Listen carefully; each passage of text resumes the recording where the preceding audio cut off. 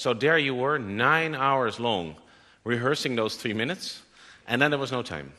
And so you almost felt a little bit sort of unpositive about this, and you were right. So come on stage and be greeted by applause.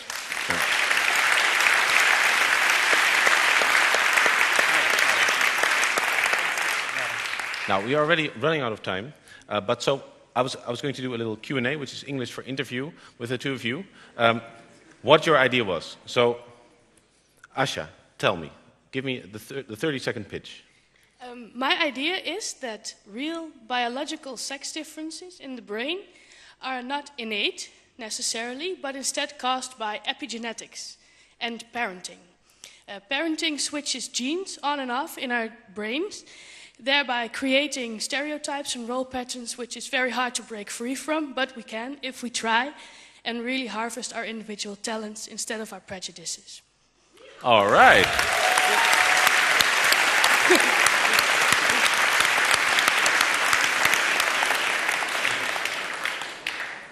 David, you look like a man. I am. Yeah, so that's been switched on, all right. Give us your 30-second pitch. My 30-second pitch is about the future of the newspapers. Everybody knows that newspapers are in trouble. And I think that one of the reasons, well, it's obvious that one of the reasons why the newspapers are in trouble is because of the internet. And the internet has made sharing possible in a way that the editors don't like very much, because everybody now shares everything, and that means they don't get any money anymore. But I think there's actually quite a simple way to combat that, and that is to use the fundamental characteristics of the internet, the most important of which is interaction. People want to create as well as consume. And if newspapers created a business model whereby they would apply this desire to act in their business model, that would mean that rather than just reporting on, say, a disaster or a famine, you could also report on the solutions that are being presented to that problem, local people helping victims. And if you're reading that report, rather than make a micropayment to read the story, as Rupert Murdoch would like you to do, you can actually make a micropayment to help the people there.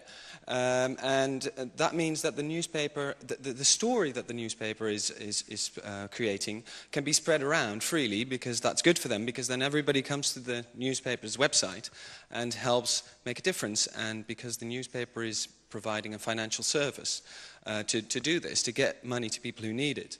They can charge a little bit of money for that, and that will give them money. And of course you need a large scale to do this, and there are all sorts of problems and ethical issues surrounding it, which I have all sorts of great answers to, but probably don't have time to get into now. You are damn right. But you will submit it to the internet, right? We will be able, in a few days, to go on. Yeah, it's already online because we submitted it. We submitted it, yeah. So you can look at it. Good. Great that you got on stage. Too bad you lost. Yeah. Because the person who actually won the NRC challenge is Gaston Peer. Gaston, and you are there. Now, why don't we clear the stage for Gaston's 3 minutes of fame? And another warm round of applause.